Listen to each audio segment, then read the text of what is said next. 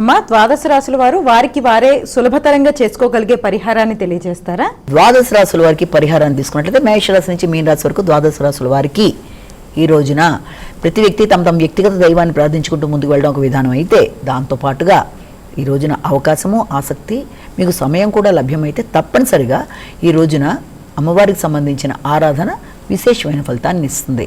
దుర్గా అమ్మవారికి కావచ్చు, లేకపోతే లలిత ఎవరినైనా సరే మీరు ప్రార్థించడం, దానికి సంబంధించిన అష్టోత్తర శతనామావళి లాంటివి వినడం, దానికి సంబంధించిన దేవాలయాలకు కూడా వెళ్ళగలిగితే అది కూడా అనుకూలంగా ఉంటుంది. ఏది మీకు అనుకూలంగా ఉండి అవకాశం మీకు పర్మిట్ చేస్తుందో ఆ ప్రకారం ముందుకు వెళ్ళడానికి ప్రయత్నం చేస్తే అన్ని విధాలా కూడా మీకు మనశ్శాంతి, దాంతోపాటుగా పనులు ముందుకు వెళ్ళడానికి అన్నీ అనుకూలంగా ఉంటాయి. ఎందుకంటే గోచారిత్య చెప్పుకుంటున్న ఫలితాలకి మామూలుగా ప్రధానంగా జాతక చక్రం ప్రకారం జరుగుతున్న దశలు, అంతర్దశలు అనేవి జన్మకుండల ప్రకారం చూసినప్పుడు దాని నడుస్తున్న దశలు, అంతర్దశల పరంగా ఆల్రెడీ మీకు నడిచేదానికి మీరు ఏదైనా ఇది పరిహారాలు చేసుకుంటూ ఉండొచ్చు.